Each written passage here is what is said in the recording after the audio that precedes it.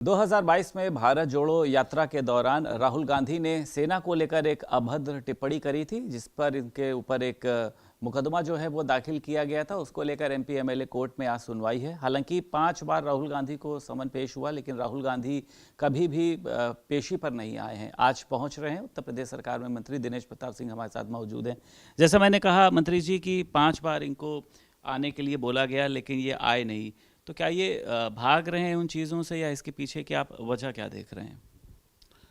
देखो, श्री राहुल गांधी जी को, मोदी जी को, भाजपा को गाली देने के लिए पूरा समय है, लेकिन न्यायालय का सम्मान देने के लिए, न्यायालय का सम्मान करने के लिए अथवा संवैधानिक रूप से जो आवश्यक है वो करने के लिए उनके पास सिर्फ समय नहीं है। बाकी सब काम के लिए उनके पास समय है। विदेश में घूमने के लिए समय है, विदेश में जाके भारत को बदनाम करने के लिए समय है, लेकिन उनके पास अगर 2 काम का समय नहीं है, रायबरेली की जनता के लिए उनके पास समय नहीं है, उसकी सेवा करने के लिए समय नहीं है, और जो दायित्व रायबरेली की जनता ने दिया है उसको पूरा करने के लिए उनके पास समय नहीं है, और न्यायालय का सम्मान करने के लिए उनके पास समय नहीं है। तो मैं समझता हूँ कि राहुल गांधी जी को न्यायालय हमारे हिसाब से गंभीरता से लेगा, और भविष्य में कोई भी भारत का नागरिक भारतीय न्यायालय का सम्मान करेंगे, ऐसी मैं उम्मीद करता हूँ। सेना के ऊपर अभद्र टिप्पणी आपने देखा की थी, सेना का मनोबल डाउन होना, उनके परिवार वालों का, कि भारतीय सेना जो है वो पीटी जा रही है। तो आपको लगता है कि एक बहुत गलत संदेश जो है वो इनकी तरफ से दिया गया था? देखिए, ये गांधी परिवार जो है, जब से राजनीति में इस देश में आया है तब से अपने को सबसे सर्वोच्च मानने का एक इनको भ्रम जो है वो पड़ा हुआ है। वो न्यायालय से भी अपने को ऊपर मानेंगे, सेना से भी ऊपर मानेंगे। यही क्या कम है कि भगवान से भी ऊपर अपने को मानने लग जाते हैं कभी कभार।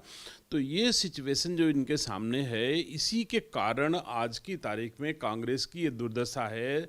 जो देश की सबसे पुरानी पार्टी, सबसे बड़ी पार्टी, सबसे मजबूत पार्टी आज किस स्तर पे जाके खड़ी है, तो मैं समझता हूँ कि यही कारण है कि जो सेना के मनोबल को गिराने का काम कर रहे हैं। मुझे दुख है कि भारतीय नागरिक होने के जो भी दायित्व श्री राहुल गांधी को अपनाने चाहिए, जैसे आज की तारीख में बिहार में जाकर के उन्होंने जो चीज़ें की हैं, आज जब जनता के सामने चीज़ें आ रही कि भारत निर्वाचन आयोग इसकी जांच करा रहा है कि बिहार हो, चाहे बंगाल हो, चाहे असम हो, ऐसे तमाम राज्यों में दूसरे देशों को ले आ करके और अपना आधार कार्ड और राशन कार्ड आदि बनवा करके हमारे भारत के नागरिक बन करके भारत में कुछ भी कर सकते हैं।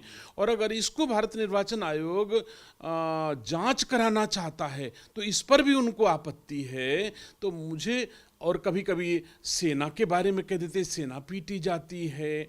अब इस तरह की बातें कहने पर मुझे भ्रम होता है कि क्या सचमुच राहुल गांधी भारतीय हैं भी कि नहीं, भारत के प्रति उनकी कितनी आस्था है, मुझे इस पे जरूर संदेह होता है। जो बिहार चुनाव में ताल ठोकने का काम कर रहे हैं राहुल गांधी, इसके पीछे कोई आधार आप देखते हैं कि आपको लग रहा है कि सब कुछ शून्य है, आपको नुकसान पहुंचा पाएंगे कहीं पर ये लोग?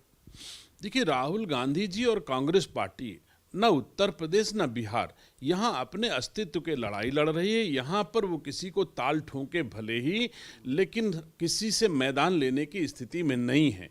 और ये भी पक्का है कि राहुल गांधी सांसद हैं, मैं उन्हें सांसद मानता हूँ, रायबरेली के सांसद हैं, हमारे भी सांसद हैं, देश के सांसद हैं, लेकिन रायबरेली में भी राहुल गांधी जीते नहीं हैं। वही हाल है, बैसाखी के सहारे रायबरेली में एमपी हो गए हैं। हो सकता है बैसाखी के सहारे 2-4 विधायक बिहार में भी हो जाएं, लेकिन बैसाखी के सहारे इनको मिलेगा तो मिलेगा, अपनी मेहनत, परिश्रम, योग्यता की बदौलत इनको बिहार, उत्तर प्रदेश में कुछ मिलने वाला नहीं। गांधी की नागरिकता को लेकर भी आपने देखा था, तमाम तरीके से सवाल भी खड़े हुए, कोर्ट में भी ये लगातार मामला चल रहा है। आपको क्या लग रहा है इस पर, किस तरीके का फैसला जो होगा, क्योंकि लगातार इसको लेकर आप लोग सवाल उठाते रहे हैं? देखिए, लोकतंत्र में हमने मान लिया कि अगर रायबरेली की जनता ने उनको एमपी चुन लिया है तो वो हमारे एमपी हैं। मैं पहले इस बात को कह चुका हूं। अब माननीय न्यायालय क्या करेगा, न्यायालय में कौन करता है, हम केवल लोकतांत्रिक लड़ाई पर विश्वास करते हैं। और अब राहुल गांधी जी जीत गए हैं, मुझे उससे न्यायालय से कोई लेना देना नहीं, न्यायालय क्या करेगा क्या नहीं करेगा। लेकिन मैं अगर कोई कमियां रह गई होंगी तो फिर से सुधार करेंगे। भाजपा और कांग्रेस फिर से आमने सामने होगी, हो सकता है भाजपा की नीतियां फिर से आगे जीत जाएं। तो हम तो आगे लोकतंत्र में जो होना चाहिए उसी लड़ाई पर विश्वास करता हूं। मुझे ऐसे जो लोग न्यायालय में लड़ाई लड़ रहे हैं, मुझे इस पर कोई कुछ नहीं कहना है। मुझे तो सिर्फ और सिर्फ लोकतांत्रिक लड़ाई से ताल्लुक है। प्रियंका गांधी कह रही हैं कि 5,000 से ज़्यादा स्कूलों का विलय किया जा रहा है। भाजपा जो है वो शिक्षा विरोधी है। आपने देखा यूपी से इधर जो है गायब चल रही हैं प्रियंका गांधी। अगर आपको लगता है कि उनकी अगर तकलीफ़ है तो सड़कों पे उतरना चाहिए, कि सिर्फ सोशल मीडिया पे या ट्वीट के माध्यम से ये करना एक पॉलिटिकल स्टंट है कि हम आपके साथ हैं और नहीं भी हैं? प्रियंका गांधी उत्तर प्रदेश में हैं क्या जो उतरेंगी? प्रियंका गांधी का तो उत्तर प्रदेश में कुछ है नहीं। उन्होंने तो उत्तर प्रदेश छोड़ दिया है, रायबरेली छोड़ दिया है, वो केरल चली गई हैं। तो केरल की बात उठाएं जो उठाना होगा। उत्तर प्रदेश में वो क्या है जो उठाएंगे यहाँ पर? मुझे नहीं लगता कि उत्तर प्रदेश में उनको कोई अधिकार प्रदत्त है। कांग्रेस पार्टी ने भी मुझे नहीं लगता कि उनको कोई अधिकार दिया होगा कि जब आई थी और उनको अधिकार दिए गए थे, लड़की हूँ लड़ सकती हूँ, तो फेल होकर के चली गई हैं यहाँ से। तो जहाँ पास हुई हैं वहाँ अपना परीक्षा दें। उत्तर प्रदेश में ठीक है, राहुल गांधी अपना आ रहे हैं और उत्तर प्रदेश में लोगों की लड़ाई लड़ें। और मैं समझता हूं कि राजनीति में राहुल गांधी का कोई स्थान लगता नहीं है कि अब उत्तर प्रदेश में मिल पाएगा। अखिलेश यादव की तरफ से एक सामाजिक बुलेटिन जो है वो जारी किया गया है, जिसमें भाजपा की उनके अनुसार विफलताओं को लोगों के बीच में जाएंगे कि भाजपा की सरकार में हाहाकार हो रहा है, स्कूल बंद हो रहे हैं, बहन बेटियों के साथ अत्याचार हो रहा है। पीडीए को लगातार प्रमोट किया जा रहा है। अखिलेश यादव जी बेहतर होता फिर समाजवादी हो जाते, बेहतर है। आदरणीय मुलायम सिंह यादव जी हों, चाहे जेपी लोहिया के नाम से चलने वाली पार्टी हो, उसको छोड़ करके अंग्रेजों की तर्ज पर जो आगे बढ़ रहे हैं, डिवाइड एंड रूल, बांटो और राज करो, मैं नहीं समझता कि भारत और उत्तर प्रदेश की जनता इस विचार का कभी समर्थन करने वाली है।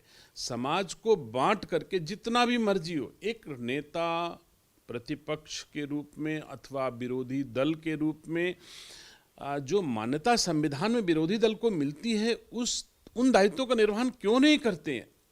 हम कहाँ कहते हैं कि अगर सरकार कहीं विफल है, सरकार कहीं काम अच्छा नहीं कर रही है, उसको क्रिटिसाइज करें, उसका विरोध करें, वो संविधान प्रदत्त अधिकार उनका है। लेकिन जो समाज को बांट करके करने का प्रयास कर रहे हैं, जो ये पीडीए चल रहा है, ये पीडीए की हवा देख लीजिएगा, महीने 2 महीने 4 महीने में निकल जाएगी।